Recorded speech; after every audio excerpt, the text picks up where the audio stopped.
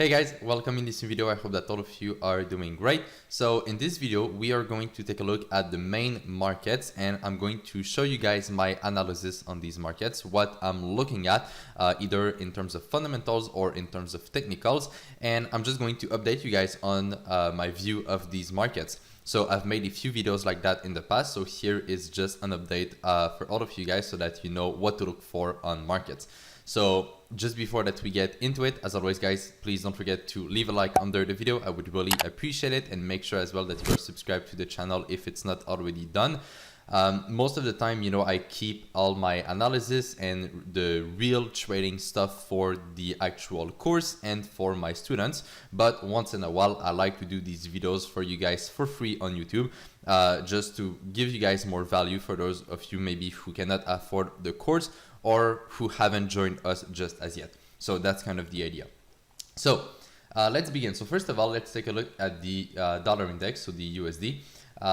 You will see as well that there is a very clear and specific order in the way that I will show you guys the markets, and there is a reason for that. So well, first of all, the reason why we start with the USD is simply because the US is the biggest economy. So the USD and its stock market as well are two really important drivers for not only, well, the USD in itself or the stock market, but also for the world in general. So it's really important to keep an eye on the USD at all time and to know where it is and what we can expect from it. Now, this is the long-term chart of it. And so as you guys can see, we are in a very long-term downtrend, but since 2008 we have been in a very slow uptrend right here, which is simply, I think, a correction of this impulse down right here that we have. Now, if we look at this part right here of the structure, well, what can we see, right? And what can we make as different scenarios? Well, the first scenario is that if this correction is over, well, this could keep going down and maybe even in the future reach to new lows on the USD. That is not impossible. Now, this seems quite unlikely to happen, and I'm going to explain you guys why, but that is still nonetheless a possibility. The other possible scenario is that this here is just a correction, just like this was, right? So you guys can see the similarities between this.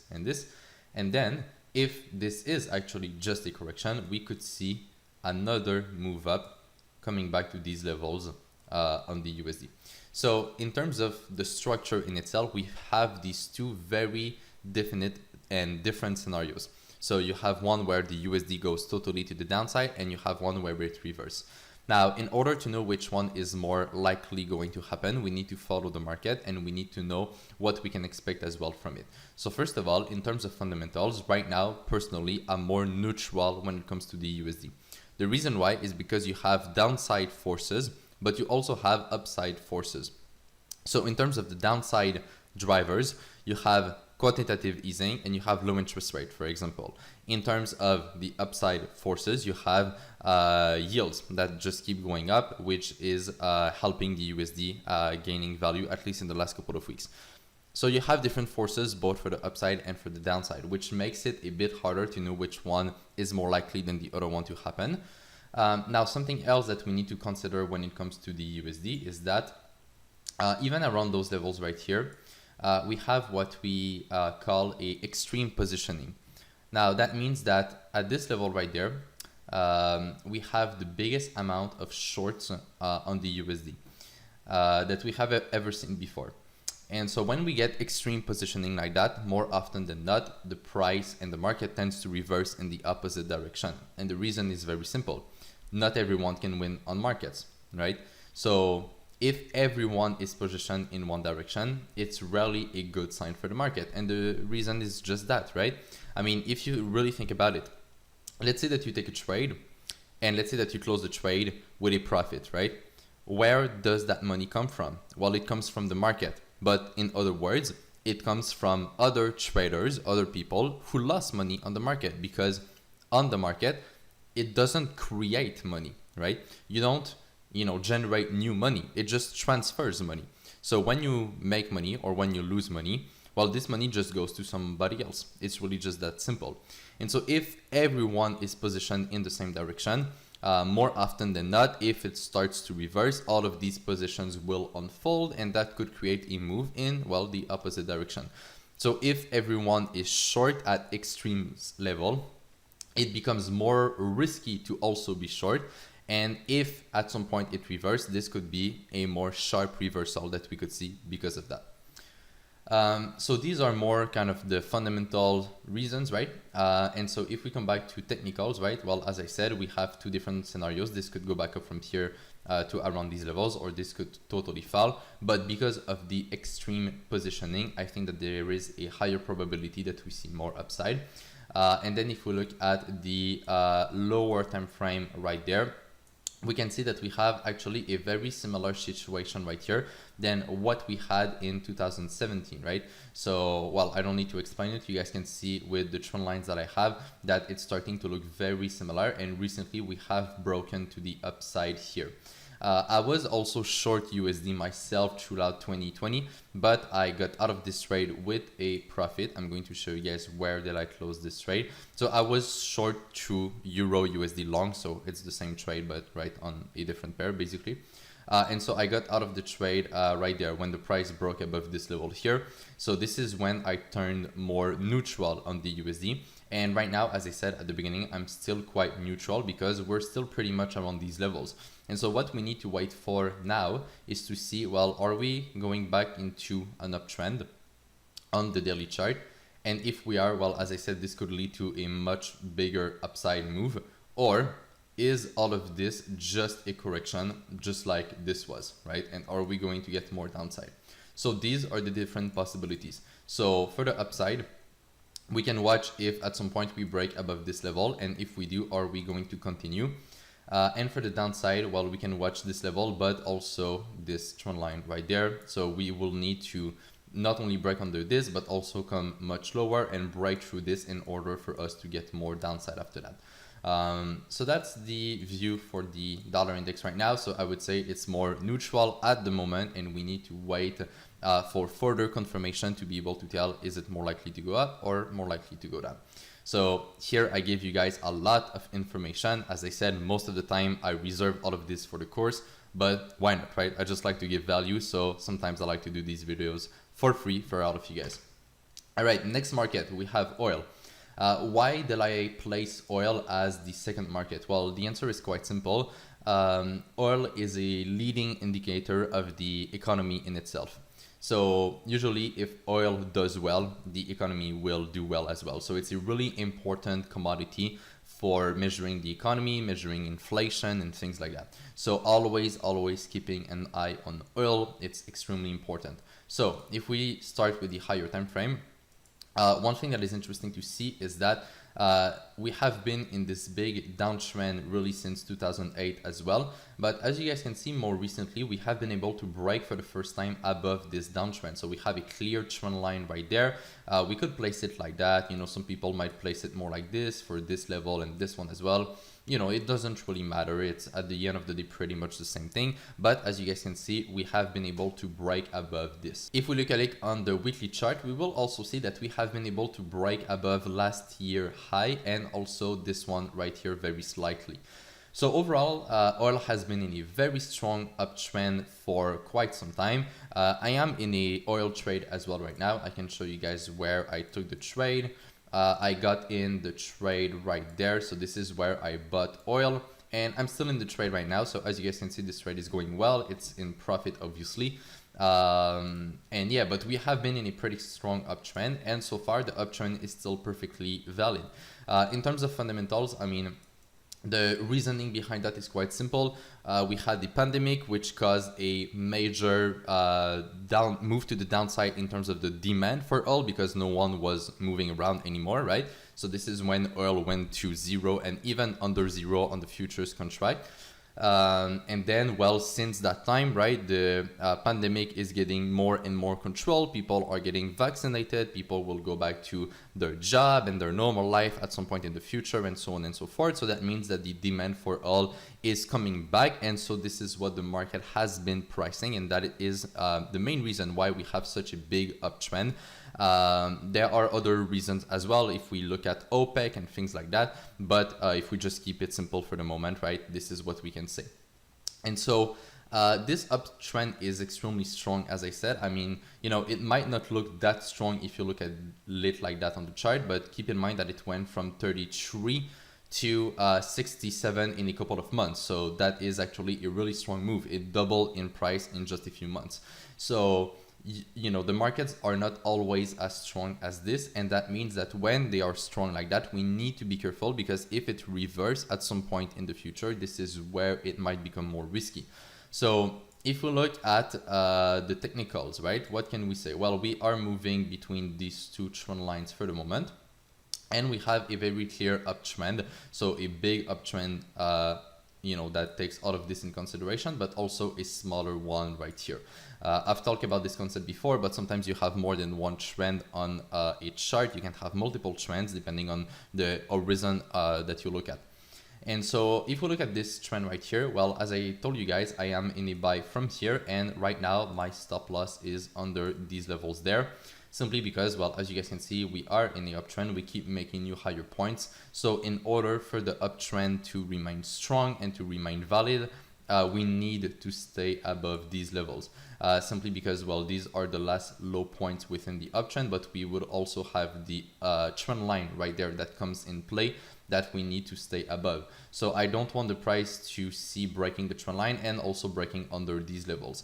If it does that at some point, well, this is where I will close my trade for a profit. But as long as we stay above this level, well, to me, the uptrend looks really strong, it looks valid, and it might continue going up. So sometimes we can keep it very simple like that. You don't need to always overcomplicate your analysis. Just realize that we have an uptrend, we keep making new higher points. So the simple answer is that as long as we are within this uptrend and as long as everything is looking fine, then we could see a continuation. And if not, if it breaks, well, so be it, and I will just close the trade there. But for the moment, that's how I'm looking at oil. Nothing really much more complex than that.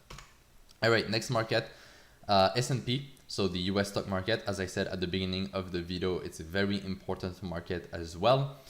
And I will approach this market with the same idea than oil. So if we just look at it from a trend following perspective, it's quite simple. We have the bigger uptrend right here, right, with this piece, and this piece. And then we have a more smaller and a lower time frame uptrend. If we look at, for example, this, and this, right? So the simple answer here is that as long as the price stays above this low, everything looks good for this market. Everything looks strong. Everything is perfectly intact, right? If at some point it breaks under this level, we could likely just get a bigger correction, just like we got right here. But if we stay above this, we can get further upside. What are the levels to watch for the upside? Well, there is the 4,000 level that is really not far away from where we are right now. So this is a big level, a big psychological level.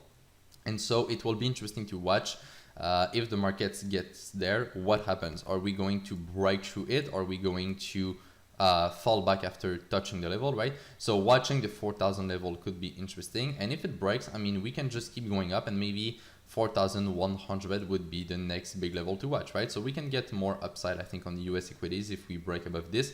And if not, well, we might get more downside. But as I said, as long as we stay above here, everything looks fine. And in terms of fundamentals, I mean, it's really no different than what we had before. I've talked about this a few times, but you know, on and on, we had the pandemic in 2020. Central banks reacted with massive quantitative easing. Fast forward today, 1 year later, the pandemic, I would not say that it's over, because it's not, but people are getting vaccinated and it's actually accelerating. So it's actually looking pretty good, I would say.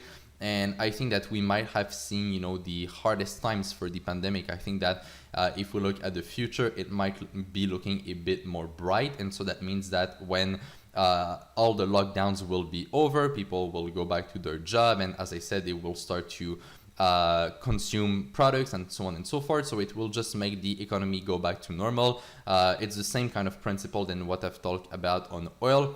And it also applies here. So, you know, in terms of fundamentals, I have to say that it looks good for equities, right? I don't see really any risk right now, big risk on the market. I think that everything is quite fine, and we have a very nice uptrend with definite levels. So quite an easy market, I would even say, right? Just follow the trend, and that's pretty much it. All right, let's move on. Bitcoin. I will also keep it quite simple on Bitcoin. I mean, the fundamental picture is the same for all the commodities, right? So quantitative easing, low interest rate, potential inflation as well, right? So Bitcoin obviously comes in all of this with the rest of the commodities. But again, if we just use a simple trend following system, the last time that I gave you guys an update on Bitcoin, we were trading around here, I think. And what I was saying is that, well, this was the last low within the uptrend. So the price had to stay above this level in order for the uptrend to look strong. Fast forward today, if we look at the chart, what do we have? Well, we have a new daily low just right there. What does that mean? That means that as long as the price stays above this level, everything looks good, everything looks strong for the market. And that's pretty much all you need to know. So just follow the trend, right? Don't overcomplicate your analysis. Sometimes it's a bit more complex, just like at the beginning of the video on the dollar index. Sometimes it's very simple, just like here. So don't force yourself to complicate your analysis. Sometimes it can be simple. All right, gold. Very interesting times for gold. So we had this, well, we still are within this big correction here. Since basically last summer, and as you guys can see, this correction has taken a turn to the downside, so we have a deeper correction right now, but that's totally fine, that's not impossible. And gold is back to a really important level. So as you guys can see, first of all, we have this trend line, so we are basically at the third touch of this trend line, and at the same time we are basically at the levels that we had at the very beginning of the pandemic, before that we saw the market crashing. So this is also a very important level to watch. And so as you guys can see, well, this kind of region right there is a really important level for gold. And so what we can do simply for this market is simply, well, to take a look at these levels, keep them in mind, and see how the price evolves after that. So what do I mean by that? Well, if these levels are able to hold, well, we might go back into another uptrend on gold, and we might see a further push here to the upside. If at some point, you know, let's say we just get a correction here and we break through all of this, so we break through the trend line, we break through this low, we break through this as well, then this is where it becomes a lot more risky for gold. We might see more downside on the gold market, and this correction could get much bigger. So that is something to really be careful about, but on and on, we just need to watch this kind of level there and see what happens from here. It's no more complex than that. So as I said, if this breaks above, if we go back into an uptrend, then, you know, I think that, I still think that all of this at the end of the day could just be a correction. And if it is, well, we could see much more upside, even new all-time highs at some point in the future on gold. I think that it is definitely a possibility. Now, the question is when that will happen. Well, we don't know, and it's really hard to tell, which is why we just need to follow the trend.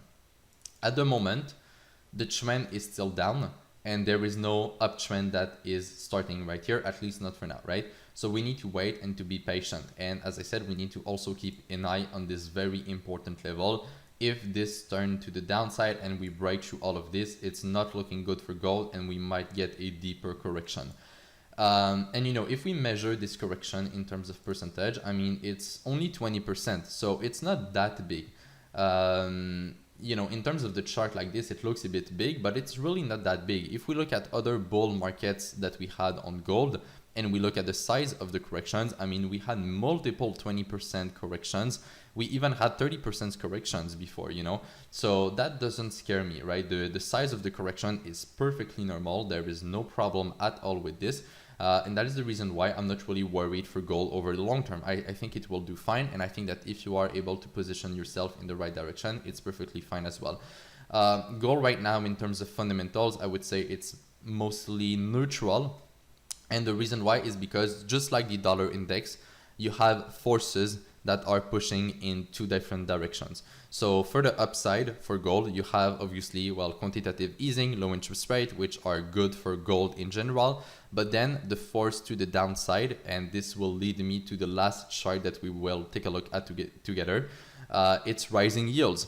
So yields are inversely correlated to gold. So if yields go up, gold will go down. And so if we take a look at US 10-year yields, we can see that they have been going up very strongly in the last couple of months, and that is the main reason why gold is so low compared to all the other commodities. So if you look across the board and you look at commodities in general, so oil, silver, even agricultural commodities and things like that, you will see that all of these commodities are quite high on the chart and they have been uptrending quite nicely. Gold is really one of the exception out of this. And the reason why is because gold is considered as a safe haven. And so if the pandemic is getting under control, people are getting vaccinated, everything is starting to look better, then there is less demand for gold and that makes it go down as well. But then we also have here rising yields, which as I said, they are inversely correlated to gold. So because of the fact that they have been going up extremely strongly, and because we have a very nice technical breakout, so this one right there and this one right there, this put more pressure on gold, and that is the reason why it is down. So now we have the US 10-year yields right here, and as you guys can see, they're still pushing up.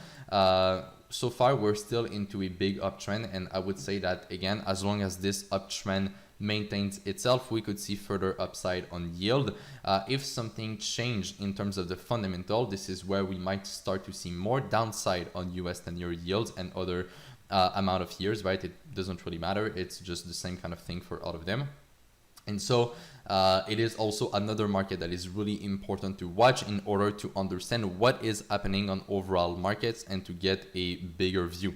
So if you guys have watched my last video, I talked a lot about creating yourself a worldview. Well, this is what we just have done right here. And that is the reason why I wanted to record this video. It is to kind of illustrate you a bit what it actually means to create yourself a worldview, how can you actually do it, and the things that you need to look at. So I hope you guys enjoyed this video. I hope I gave you some clarity as well on markets. If you have any questions, don't hesitate to drop them below. I will do my best to answer all of them. And yeah, that's pretty much it. So if you guys enjoyed the video, don't forget to share it. You can also leave a like on it. And on that, I will see you all in my next video. So take care, trade with care, manage your money well, and I will see you in my next video. Bye bye.